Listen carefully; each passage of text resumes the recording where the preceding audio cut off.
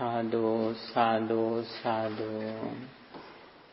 Namami buddham gunasagarantam satta sada hontu sukhi avera kayo jiguncho sakalo dugandho Gachanti sabbe maranam ahanca Samanta cakkavalesu atra gachantu devata Saddammang munirajassa sunanto sagga mokkadam Dhammasavana kalo ayam badanta Dhammasavana kalo ayam badanta Dhammasavana kalo ayam badanta Namo tassa bhagavato arahato samma sambuddhassa Namo tassa bhagavato arahato samma sambuddhassa Namo tassa bhagavato arahato samma sambuddhassa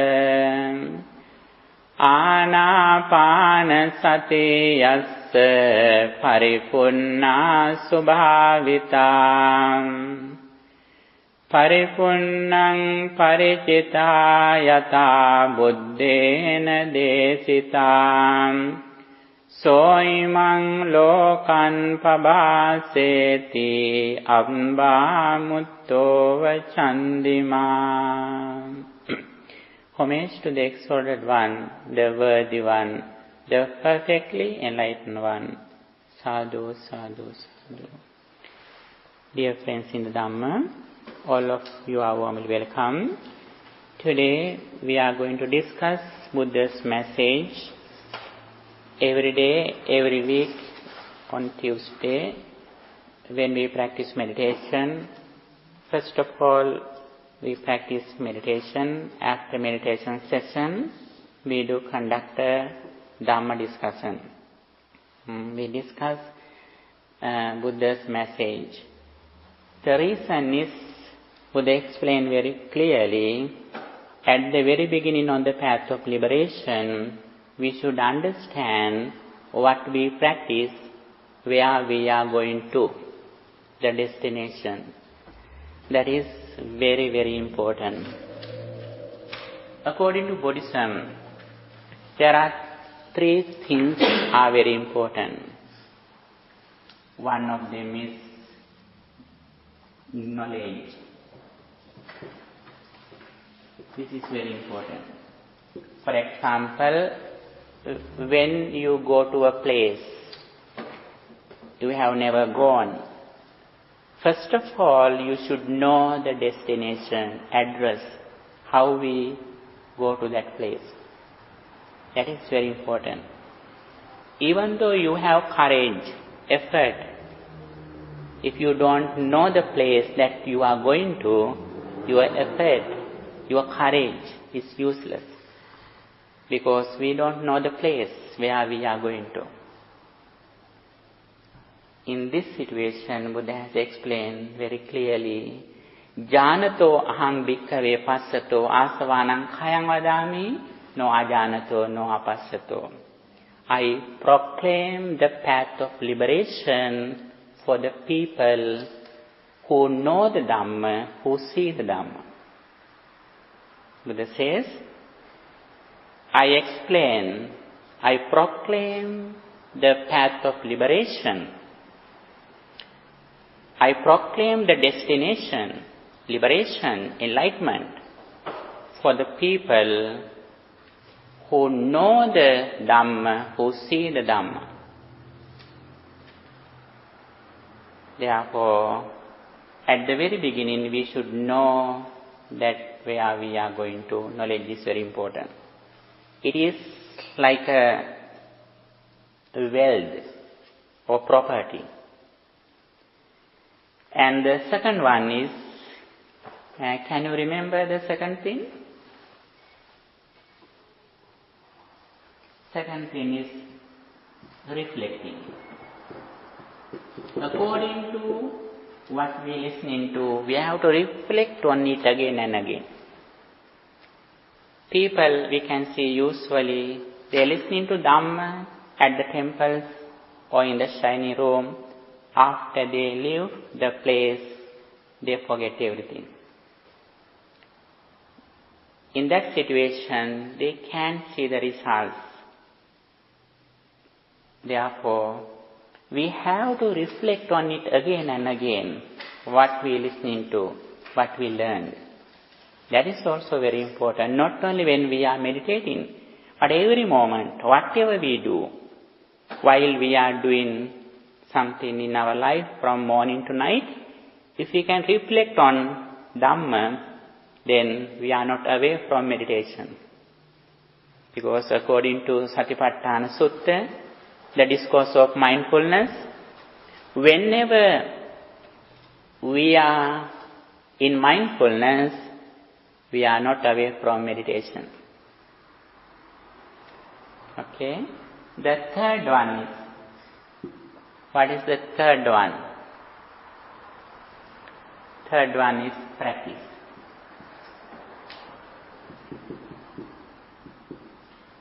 These are also not away from practice, but especially here it is said as practice. Practice also can be divided into three. They are, what they are? Meditation. Yes, meditation also can be included. According to three steps, how do we explain it? One of them is sila or virtue, morality or discipline in our speech and behavior. Sila, good discipline, virtue or morality. That is the foundation. And the second one? Samadhi. Samadhi or concentration. Very good. Yeah. Concentration or samadhi. The third one? Panya. Yes, very good. Panya, wisdom or intelligence. These three things again can be included into one. What is that?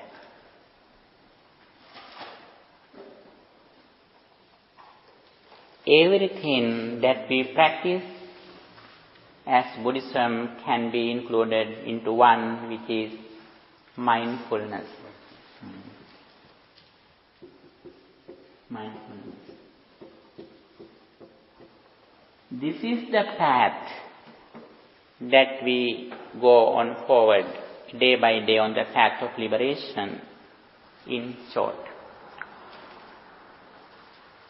This is the summary that we have to do. I think you can remember these three things. First one is knowledge. The second one? Practice. Second one, reflecting. Third one? Practice. Practice also can be divided into three. What they are? Virtue, concentration, and wisdom. And all of them can be included into mindfulness. Very good. Can you remember everything? Can you say everything? Learning by heart. What is the bottom thing? Mindfulness. Then three things. Sila, Samadhi, Panya. And they are included into practice. And the second one here? Reflecting. And the first one? Knowledge. Very good. What is the three? Number three? Practice. Here, number three? Wisdom. The bottom level? Mindfulness. Second one here? Concentration. The first one here? Sila or virtue. Very good. Okay. In this situation, little by little, we should go forward. Knowledge is very important. What kind of knowledge that we should achieve on this path?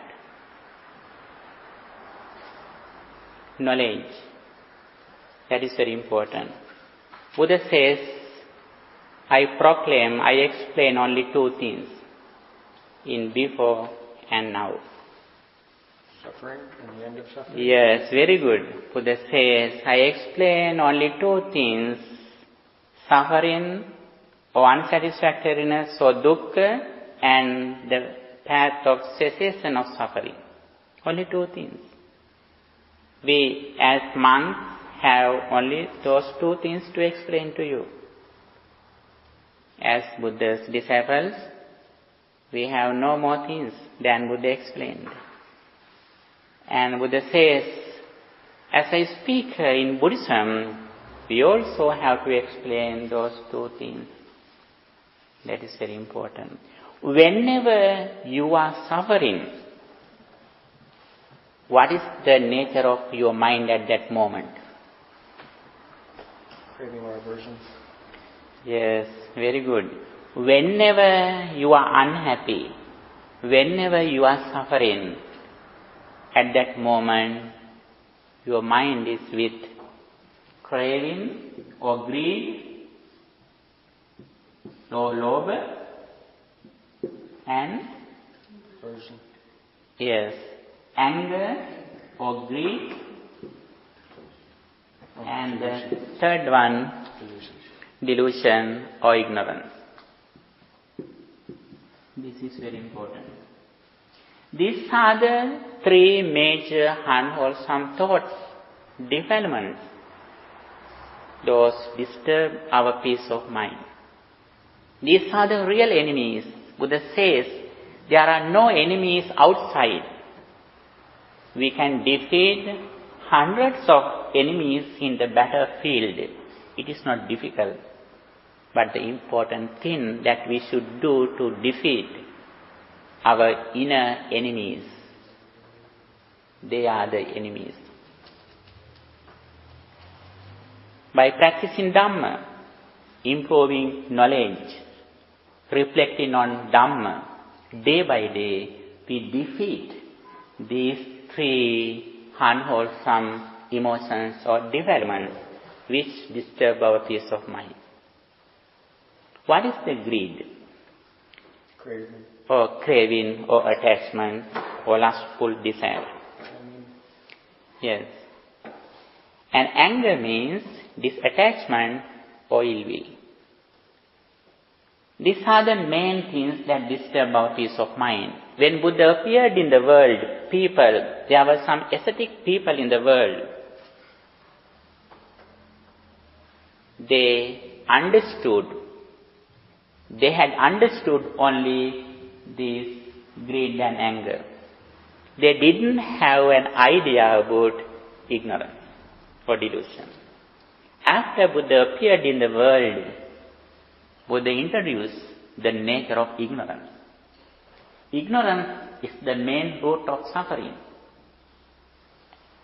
When we reduce greed, later it can be appeared.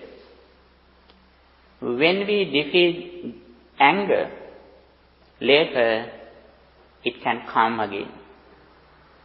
But if we can overcome, if we can reduce delusion, that is very strong, then as much as we can overcome delusion, gradually our greed and anger also cease. In this situation, the very important thing is that reducing or overcoming ignorance or delusion. What is the delusion or ignorance?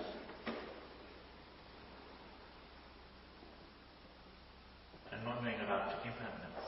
Yes, that is one of the parts Actually, delusion can be divided into two. Delusion can be divided into two. Delusion means avijja or moha in Pali language, Buddhist language. And delusion can be divided into two. One of them is unknowing of the karmic law. Unknowing of the process of karmic law. What is the karmic law? Whatever we do with intention, we will have the same result. If we do something with wicked mind, we will have evil results because of polluted mind.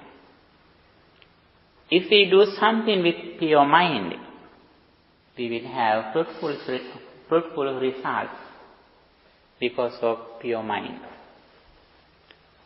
This is the nature of the karmic law. When Buddha appeared in the world, there were some people who had understood the karmic law, but they were not away from suffering. What is the reason? They couldn't realize the second level of ignorance. They had understood karmic law, but they couldn't go away from the circle of the samsara. In that situation, first Buddha has explained the karmic law.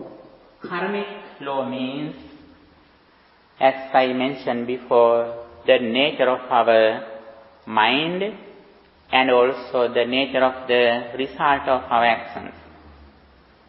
If we have this understanding about the karmic law, we try to overcome negative thoughts and also we try to develop positive thoughts, such as practicing generosity, practicing loving kindness. Those are the things that we can practice in the name of happiness. Buddha says, developing merits means decorating our mind. When we practice good deeds, merits in our life, it means we decorate our mind. We do a lot of things to decorate in our houses. We decorate our clothes, our vehicles, our homes. But we do a few things to decorate our mind. By doing good things in our life, such as offering something to others, practicing loving kindness, practicing compassion. These are the things that we can use to decorate our mind. And by practicing these good deeds, we get some benefits in our life.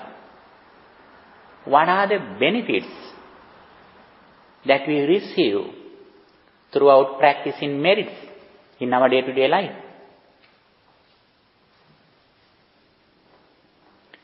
The results are longevity, good health, good complexion, good facilities, good environment, especially good friends. When we practice good deeds in our life, when we practice merits in our day-to-day life, we receive these results. What are the results? Health, longevity, good complexion, good friends, mental health. Yes, these are the results. Especially by practicing merits, we receive good friends who explain the Buddha's real message. This is the highest benefit that we receive throughout practicing merits in our day-to-day life. In this situation, when we meet a good friend, noble association, we should have a very important quality, skill. What is that? When we meet a person who explains the Buddha's message, we should have a good quality, skill. What is that? Yes, very good. Listening also one of the qualities. Respect. Yes, respect also may be. Discerning. Huh? Discernment. Discernment. Yes. Any other things? Gratitude. Huh? Gratitude. Gratitude also. But however, among them, the most important thing is intelligence. We should be intelligent. When we meet a person, we should be intelligent. And also we should have good awareness, good attention, suvacha. Both of them are very important. Intelligence and good attention. Intelligence means how do we refer, how we identify a person that who is intelligent or who explains the Buddha's real message. Discussing. Yes, very good.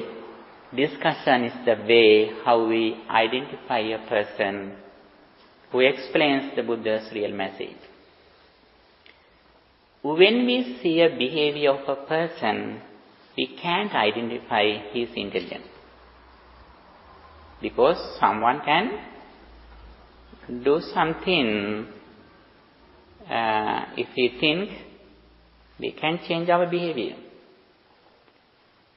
But intelligence is not like that. And here, especially in the Western society, when we go to the society, people are recognized by gestures. But according to Buddhism, we don't care about gestures. Gestures are not the real signs that we can understand a person's intelligence. The way how we identify a person who is intelligent is discussing. And you also should have intelligence. Because when you are listening to Buddha's message, you should listen in the real message which is useful to overcome suffering. And also good attention, that is also very important. Good attention and obedience are different. What is obedience? Obedience means whatever the person says, we are ready to accept it, we are ready to follow it. But good attention is not like that. We have good attention with intelligence, but we are not hurried to practice it. We compare, we search, we think whether it is correct before we practice. If it is correct, we are ready to practice. If it is not correct, we don't practice it. Even Buddha, before he enlightened, he had some teachers like Alara Kalama, Buddha Karamaputta. Buddha had good attention, but he was not an obedient student. You know, you have heard about Angulimala. How about Angulimala? Angulimala was an obedient student. That is why he killed hundreds of human beings. In this situation, Buddhism doesn't say that obedience is a good quality. But good attention is a good quality always. However, here it is very important to understand the second level of ignorance or delusion. Understanding of the second level of arising of delusion is very important to overcome delusion, and it is very important to achieve Wisdom. Wisdom is the opposite of delusion. What is the delusion that Buddha has explained in the second level? Unknowing the arising and ceasing of suffering. How suffering arises? Whenever you are unhappy, whenever you are suffering, what is the nature of your mind? You are living in the past or future.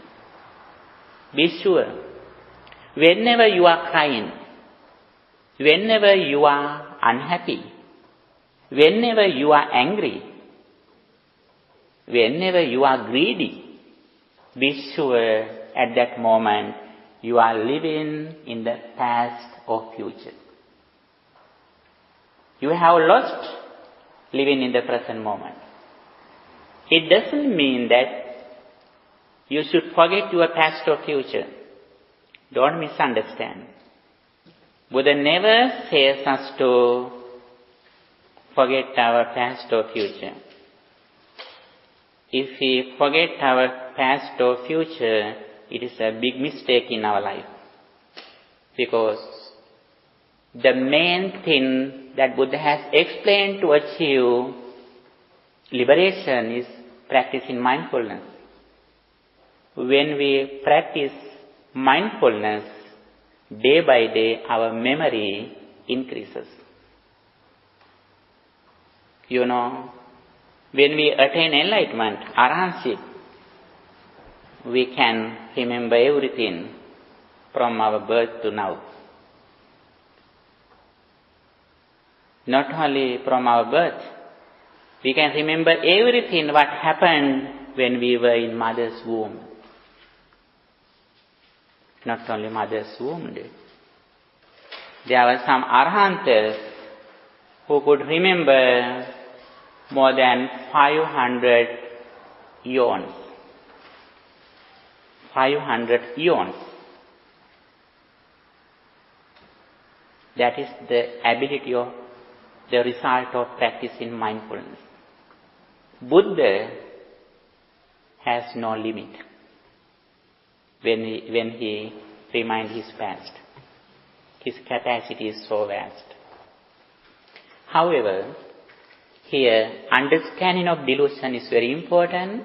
Delusion is the main cause, major cause of suffering, major reason of suffering. When we start our spiritual journey, deliverance path, first of all, we should have a good understanding what is the nature of our life, and in short, what is the meaning of impermanence. Understanding of impermanence leads to liberation. If you know impermanence, you know suffering. If you know suffering, you can understand egolessness, anatta. Anicca, dukkha, anatta are interrelated. Understanding of these three things depends on understanding of the dependent origination, paticca samuppada. And understanding of the dependent origination or paticca samuppada and impermanence are interrelated. When you understand impermanence or dependent origination, you understand Four Noble Truths. When you understand Four Noble Truths, you know the way how suffering arises and how we overcome suffering. As much as we are knowledgeable about this path, we are not led to practice it. Because we know very well this is the real way to achieve happiness. The other things are not the real activities that we do in the name of happiness. We mostly trust in outside persons and things and our physical body. Everything, day by day, they change, and day by day they are going to decay. They are reaching death. In this situation, if we can understand the process of arising and ceasing of suffering, while everything is going to decay, we develop our spirit, our wisdom, our understanding, samadhi. What is the nature of the second level of ignorance? Self. Yes, self. How we have an idea about self? What self arises? How self arises? Mental formations. Yes, mental formations. Why mental formations with ignorance arises? Mental formations are not bad always. Sometimes there are some mental formations which should be practiced and developed. There are some mental formations which should be reduced or destroyed.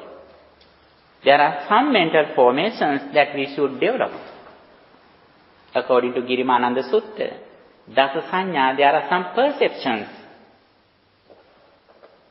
and mental formations that we should develop. Here, can you explain this level? What is the nature of ignorance in the second level? How we recognize a person's ignorance?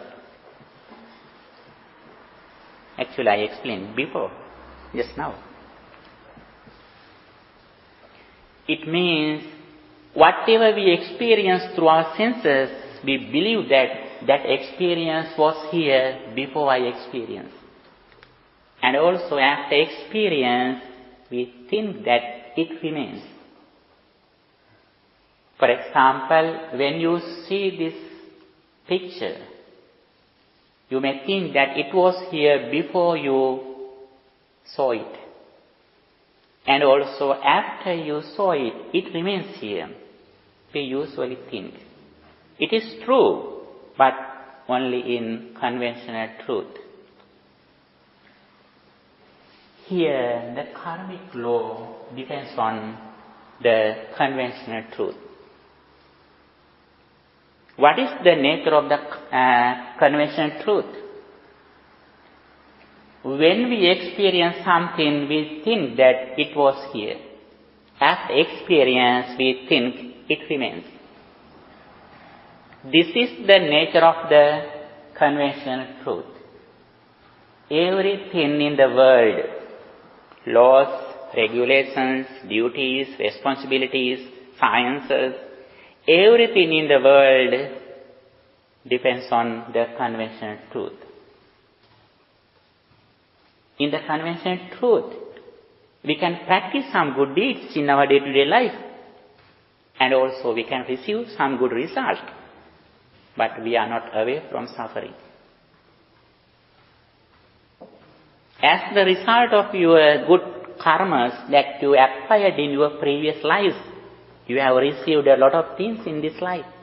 Good human life, blissful life, health, good environment.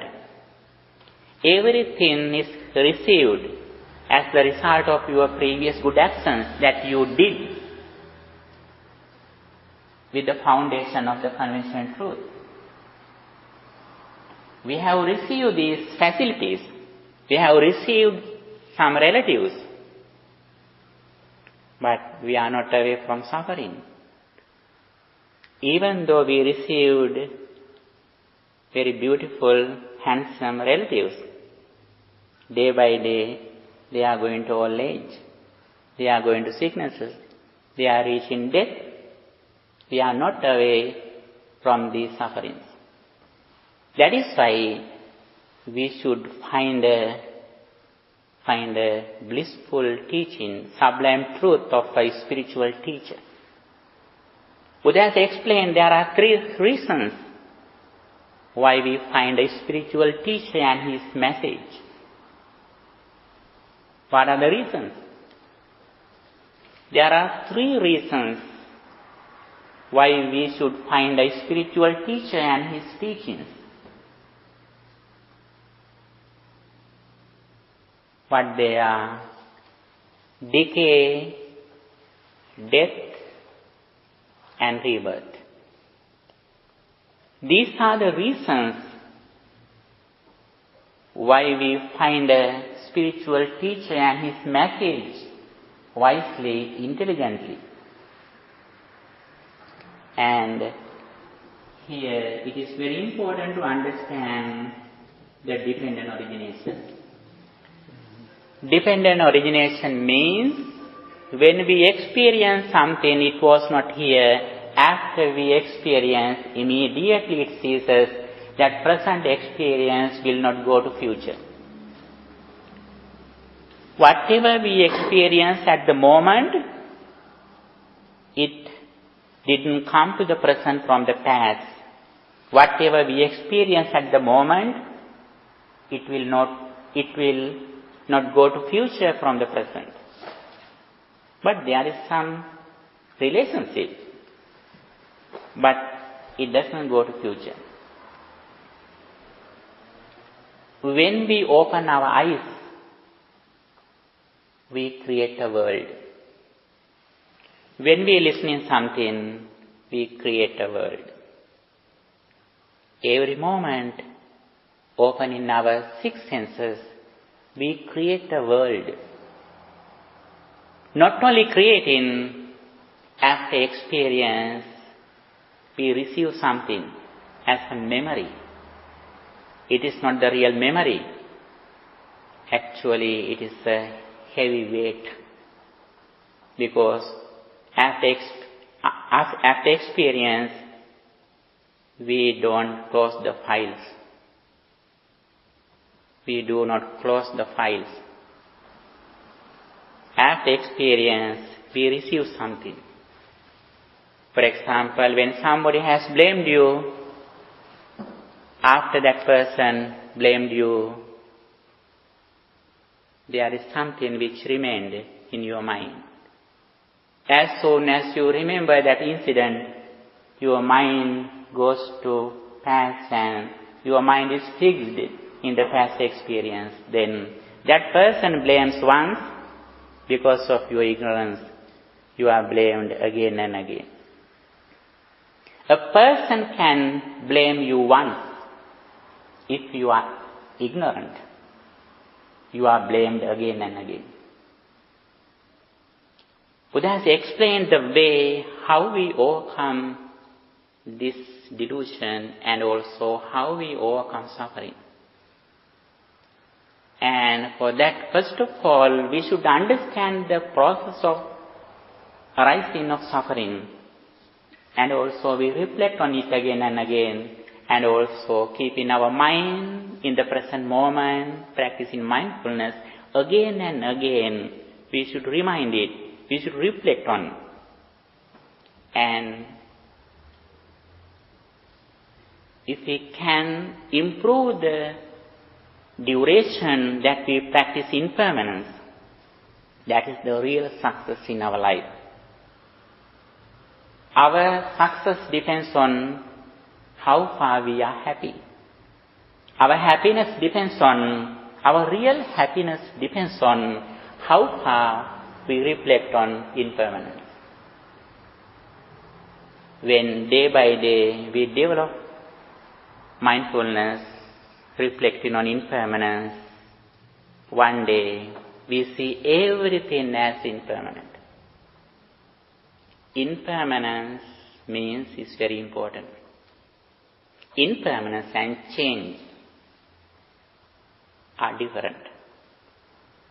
We can understand destroying, death, changing, sicknesses, we can understand.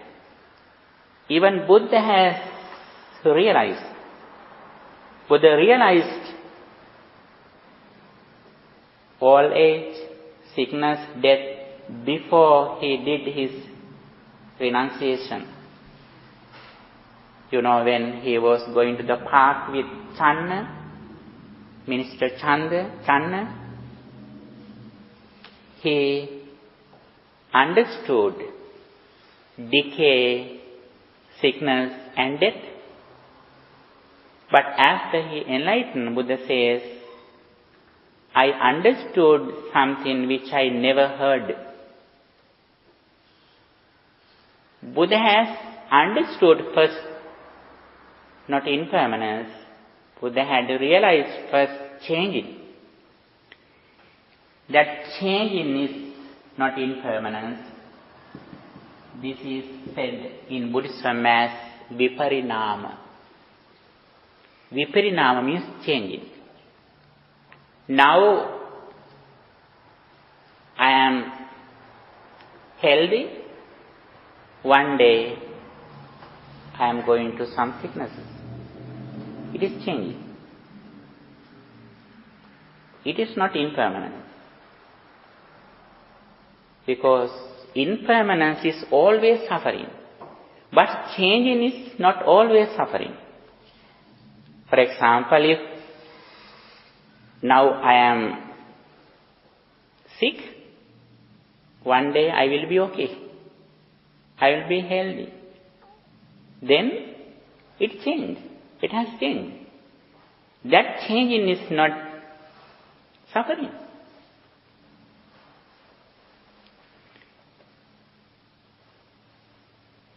Therefore, impermanence is always suffering, but changing is not always suffering. Sometimes it could be suffering, sometimes it may be happy. When we think, for example, now if I think this building is very old, then I will repair this roof and everything I will repair. Then it will change. Now it is old, after repairing, it will be new. It is changing, it is not suffering. It will be more happier. And changing is like that, but impermanence is not like that. Impermanence means anicca. Anicca means, we usually get a same example. When we do this sound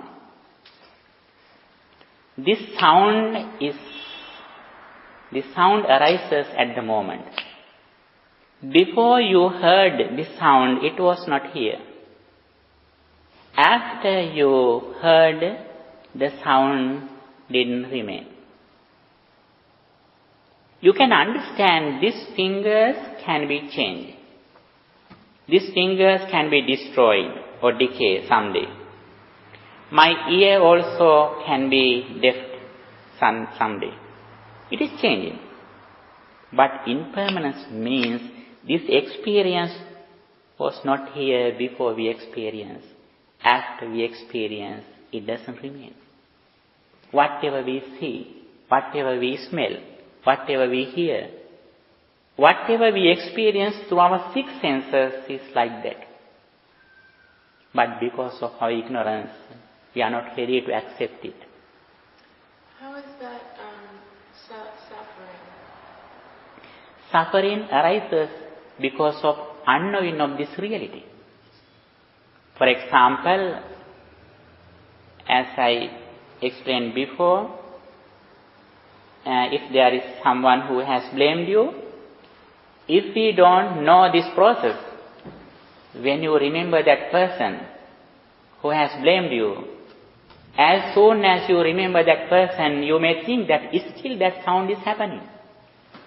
Then your mind goes to fashion Your mind is fixed in that incident because of unknowing this situation. If you know this situation and also if you are mindful and if you are intelligent in this present moment, you can remember that incident, but you don't suffer. You can't get angry. You have no fear. Because not only knowledge, but you are mindful. Actually, usually we listening to this message, but when we experience something, if we are not mindful, even though we are knowledgeable, we are suffering. That is why again and again we have to practice it throughout 3 disciplines, Sila, Samadhi, Panya. Controlling our speech and behavior, concentrating our mind in the present moment, reflecting on impermanence again and again. We have to be permanent in this understanding. There are a lot of people we can see who have this understanding. But when we experience this situation, we are ignorant because we are not mindful. Actually, we have to practice this Dhamma few seconds in a day. But we lose this chance. For example, actually people always don't blame you. Sometimes, some days, nobody blames you. Sometimes, once a month, a person blames you. That is the chance, that is the place that you have to practice Dhamma. But because of no mindfulness, we miss this chance. When you see something which is cause of a lust, at that moment, if we are not mindful, lust grows in our mind. That is why Buddha has explained the only thing that we have to practice to overcome suffering. That is mindfulness. Practicing mindfulness is highly appreciated, recommended in Buddhism to overcome suffering. That is why Buddha says, practicing mindfulness is the only way to overcome lamentation and pain. Practicing mindfulness is the only way to overcome suffering. Practicing mindfulness is the only way to achieve wisdom. Practicing mindfulness is the only way to attain enlightenment, liberation. Mindfulness is not alone. Mindfulness is always with wisdom. Whenever we practice mindfulness, we are not away from intelligence or wisdom. What is the reason? What is the reason? Whenever we practice mindfulness, we are not away from wisdom. What is the reason? What is the reason? Reason is, we start this journey with the knowledge of the dependent origination. We start this path, deliverance path, with the knowledge of clear understanding of impermanence. Whenever our mind is concentrated, we are not led to reflect on impermanence. Reflecting on impermanence is the highest goal, highest purpose of our life. Whenever we are wise, whenever we are with wisdom, it means at that moment we have overcome sickness, decay, death and rebirth. Whenever your mind is in mindfulness, with reflection on impermanence at that moment, even though you are sick physically, seriously, you don't feel your sickness. Even though you are in old age, whenever you reflect on impermanence, at that moment you don't feel your age. Whenever you reflect on impermanence, at that moment you remember someone who has passed away. You don't feel suffering of death, because this understanding has no space for any suffering.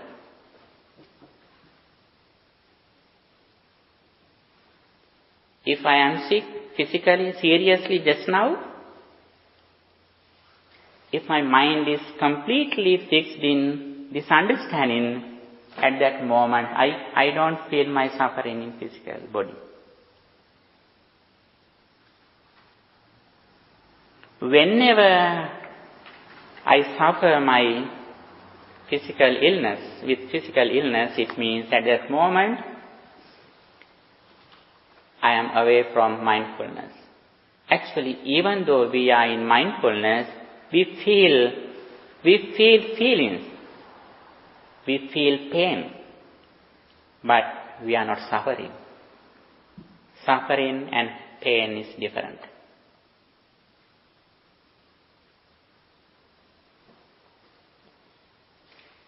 And with this understanding, we have to start our spiritual journey. I asked you, why we don't stop in mindfulness? Whenever our mind is concentrated, we reflect on impermanence. We use this instrument on the path of liberation to concentrate, reflect on impermanence. Mindfulness is not the final destination. Concentration is not the final destination. Final destination is wisdom. We use all things, virtue, mindfulness, concentration. We use everything. We practice everything in the name of practicing wisdom. Whenever our mind is concentrated, we are hurried to reflect on impermanence. When our mind is concentrated, we are so happy. Our mind is so calm and quiet. Someone likes to spend more time with the concentrated mind. But it is not the real purpose of Buddhist meditation. Whenever mind is concentrated, we use it to reflect on impermanence. Day by day, we try to increase the duration of practicing impermanence. First, we practice it when we do sitting meditation, and simultaneously when we do other things, when you drive, when you cook, when you walk, you can think, you can reflect on impermanence. When you see something, you can think, this form arises at the moment. And also, when we go forward reflecting on impermanence, our skillfulness of senses gradually increases. Buddha has explained ayatana kusalata, the skillfulness, proficiency of senses. This is the real skillfulness in our life. This is the IQ, Buddhist IQ, Buddhist EQ. What is the Buddhist IQ? What is the Buddhist GPA? Buddhist GPA, mindfulness or concentration. The duration of mindfulness and concentration is the Buddhist GPA, Grade Point Average. What is the Buddhist IQ or EQ? the duration of contemplating on impermanence. When we reflect on impermanence, we know very well this I is impermanent.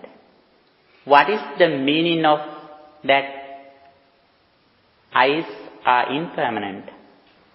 I is impermanent. What is the meaning of I is impermanent? You can see the I. Do you think that can you see the I? Mm-hmm.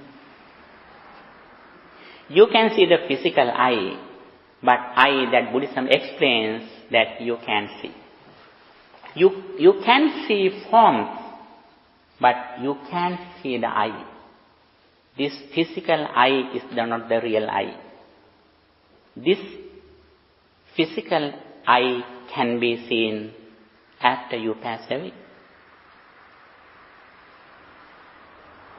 When you sleep, there are some people who sleep opening eyes.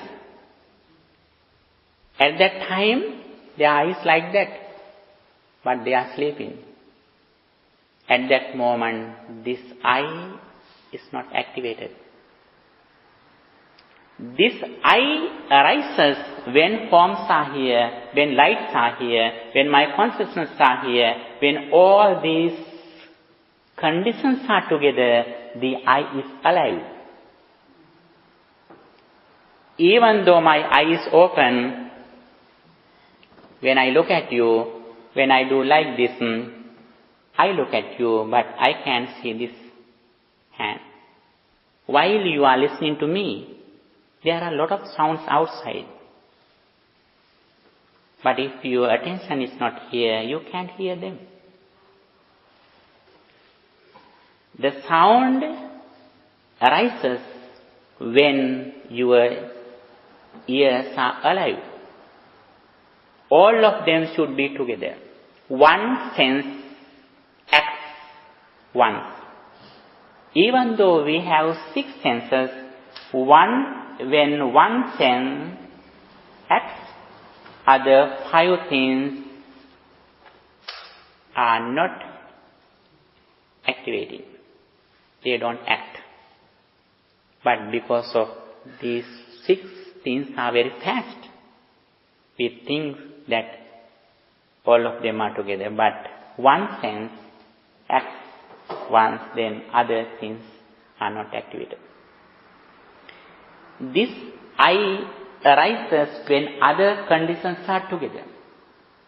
Even though you have opened your eyes, here, if you have no light, if here is dark, you can't see anything. Even though you have opened your eyes, even though you have your consciousness, if there is no light, you can't see. All of them should be together when you open your eyes, especially your consciousness. There are 10 conditions arise together. I forms, consciousness, feelings, like that. There are 10 things. There are 10 things arise together. Immediately, all of them arise at the same moment. And this is the nature of impermanence. You can see ears. You can see the physical body. But you can see the place where you sense.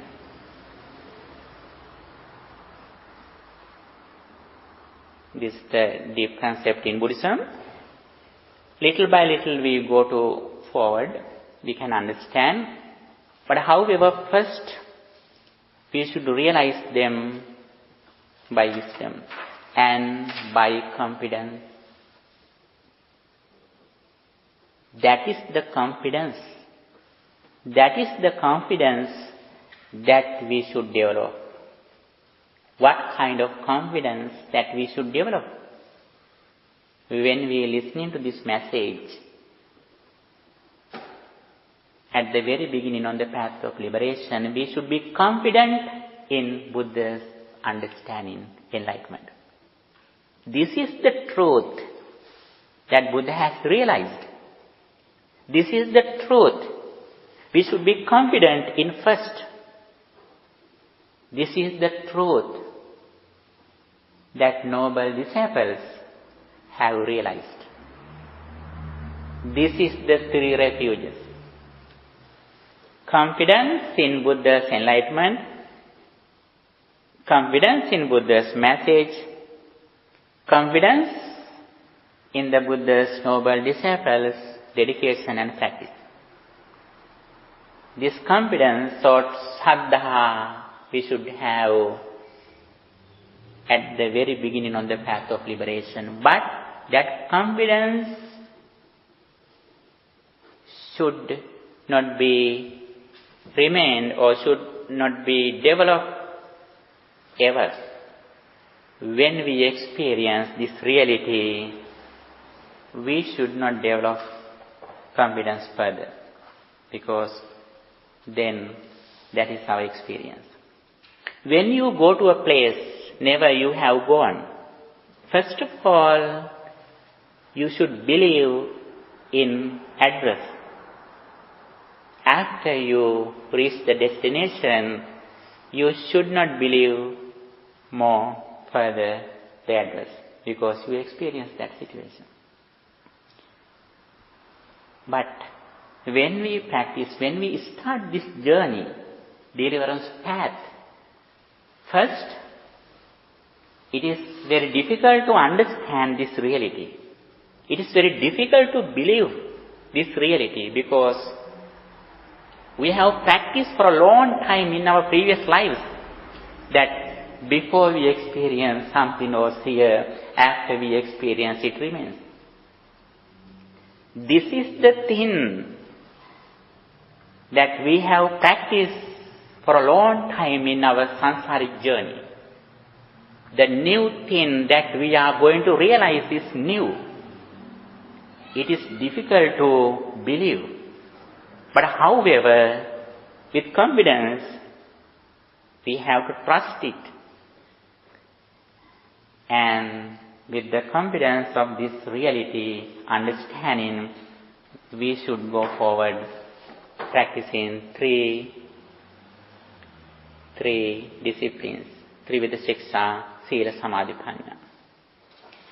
And especially today, I wanted to explain you the nature of Anapanasati Sutta, the discourse of Anapanasati. Buddha says one day, when you practice one thing, four things gradually develop, increase. When you practice one thing, then four things develop or increase. When these four things increase, other seven things develop or increase. When these seven things develop, other two things are going to be realized. What is this one thing? Breathing. Yes, breathing meditation. With the understanding of the dependent origination or impermanence, if we start mindfulness, actually fourfold mindfulness gradually increase. Because we have started our journey with the clear understanding of the destination, with the understanding of the dependent origination. And finally, we have to realize impermanence. We have to get experience impermanence. Our dream, our world, our future goal is to realize impermanence.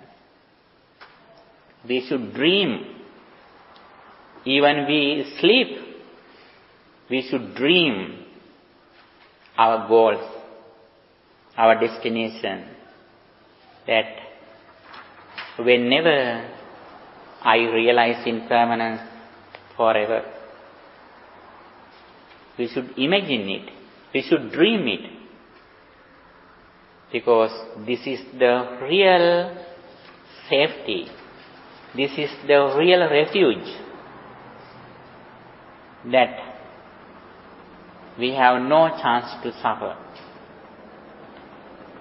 And when we practice one, that Anapanasati or breathing meditation with the understanding of the dependent origination or impermanence, then gradually we practice fourfold mindfulness. Fourfold mindfulness, the contemplation of physical body, the contemplation of feelings, the contemplation of mental formations, the contemplation of consciousness. These fourfold mindfulness increase when we practice breathing meditation. There are 16 stages in breathing meditation.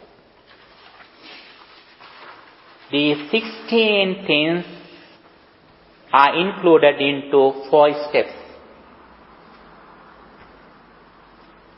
4 things are included in Kayanupassana for first step. Other 4 things include in Vedanupassana or the contemplating non-feelings. Next 4 things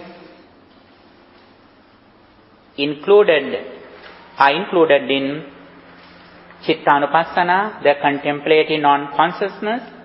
Final 4 things are included in Dhammanupassana, the contemplating non-mental formation. When we develop fourfold mindfulness, then 7 things develop. What they are? Satta Bojjhanga, Bodhi Anga, the parts of the enlightenment. Sati Sambojjhanga, mindfulness. Again we go to the deeper level in mindfulness.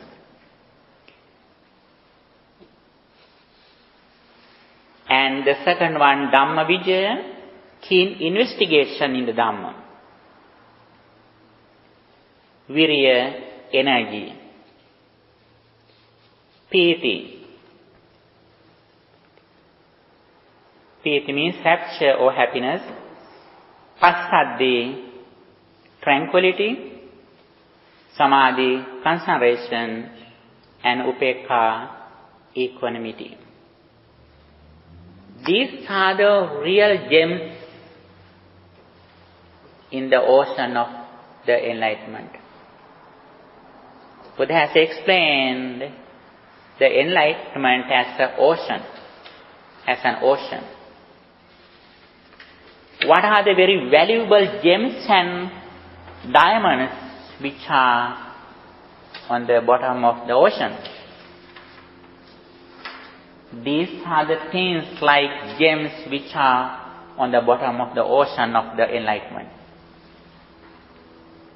These are the real gems, diamonds, jewelry, which are on the bottom of the ocean of the enlightenment. And when we practice these 7 enlightenment factors, gradually there are 2 things that we can see gradually be realized. They are Vijja Vimukti. Vijja means clear understanding, comprehension, and Vimukti means liberation or freedom or getting rid of suffering. This is the path, gradual path. This gradual path has been explained in many ways. According to audience, we can see some differences this path. But however, there are some same things that we can see everywhere. There is a special thing. Even though the explanations are different, there is something which is same. What is that? The process of arising and arising and ceasing of suffering, and the dependent origination, cause and effect, impermanence is same everywhere. What is that? Not being occurred come to occurrence, being occurred will not go to occurrence. Ahutva sambhutang utva nabhavisati. Not being occurred come to occurrence, being occurred will not go to occurrence. At the moment the experience arises with the conditions, immediately when conditions separate, the experience ceases without remaining anything. But as present experience has some kind of relationship with the previous one, the future experience has some kind of relationship with the present experience, but both of them are different. But because of our ignorance, we usually think that 3 times are together. 3 times are same. Whatever we saw before, that I see just now. What I see now I will see it future, because of our ignorance. For example, when we go to the mirror with your pet, with your dog, if you go to the mirror, your innocent dog may think that before he goes to mirror, there was someone here. But you never think it. Because you are intelligent, you are wise. You never think that before you went to the mirror, someone was here. You never think. After you leave the mirror, you never think that your reflection was there. But how about your innocent pet? Before he went to the mirror, he may think that there was someone here. That is why he barks. And also after he leaves the mirror, he may think that the reflection that he saw remains there. That is why he is struggling with the reflection in the mirror. We are not ignorant in front of the mirror, but unfortunately we are ignorant everywhere. We are not ignorant near the fridge. When we open the door of fridge, we can see the light. We never think that before I opened the door of the fridge, the light was there. We never think. As soon as we close the door, we are intelligent that it off automatically. But our very young kids, very small kids, they may think that even though door is closed, lights are shining. Actually, when we go forward on the path of liberation, our intelligence in this situation, like we are going to the mirror, our whole experience also like that. By practicing Dhamma, by practicing concentration and in fact meditation, we are going to be permanent in this understanding. Our skillfulness depends on the duration of concentration, GPA, and also our skillfulness depends on how far we reflect on impermanence, IQ. If we can increase the duration of these 2 things, concentration and intelligence or wisdom, this is the real success in our life. We have received everything in this life for this understanding. We have received everything in this life by practicing good deeds in our previous lives to achieve this understanding, wisdom, liberation, enlightenment. For that, day by day, we should develop our courage, dedication, intelligence, and everything for the name of liberation. When we practice mindfulness, here is mindfulness, we don't stop in mindfulness, then one side our concentration,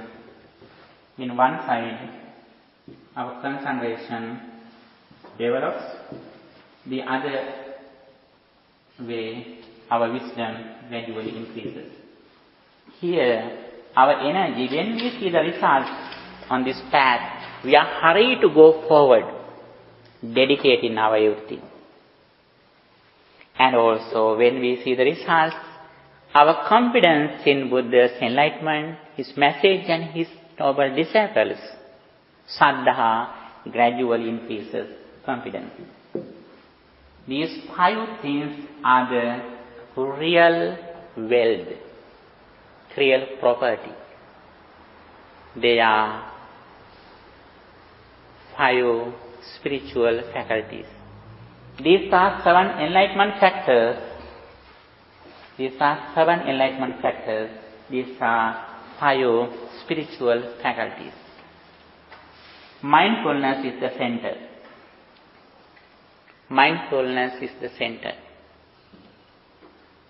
And concentration and wisdom in this area, and confidence and energy. Saddha, Viriya, Sati, Samadhi, Panya. Saddha, Viriya, Sati, Samadhi, Panya. 5 spiritual faculties. Have any question to ask? As much as you practice this path, gradually your delusion, what happens to your delusion? Gradually diminishes. Yes, gradually it decreases. And also, how far you decrease your delusion, automatically your anger and greed decrease. This is like the main switch. If our delusion go away, there is no space for greed and anger. Have any question? The summary of that I explained can be seen here. If you read this article, you can improve your knowledge and understanding reading this article. And there are 16 steps in breathing meditation. Those 16 steps can be divided into 4 according to 4-fold mindfulness. And also, the first 4 steps are included in Kayanupassana or contemplating on body. The second 4 steps are included into Vedanupassana or the contemplating on feelings. And next 4 steps can be included into Chittanupassana, the contemplating on consciousness. The final 4 steps can be included into Dhammanupassana or the contemplating on mental formations. You know, as an intelligent person, if you know real understanding of impermanence, sometimes you don't need to follow all steps. Whenever your mind is concentrated, you reflect on impermanence. the main purpose of everyone who wishes to attain enlightenment to practice impermanence. We use other steps to be easy to practice impermanence. Okay, thank you so much for your good attention. I wish you all the best. By the power of all these merits, now we are going to transfer these merits to our beloved departed relatives. You know, end of all Buddhist activities, merits and practices, we usually transfer the merits that we acquire to our beloved departed relatives. Okay, now the time to it. And by the power of all these merits, by practicing Dhamma, listening to Dhamma, worshipping Buddha, meditating and listening Dhamma, may our all departed relatives receive these merits and may they enhance their spiritual energy. May they attain final bliss of Nibbana. With that intention, let's transfer these merits to our departed relatives. Idam me ñātīnam hotu sukhitā hontu ñā. Idam me ñātīnam hotu sukhitā hontu ñātayo. Idam me ñātīnam hotu sukhitā hontu ñātayo.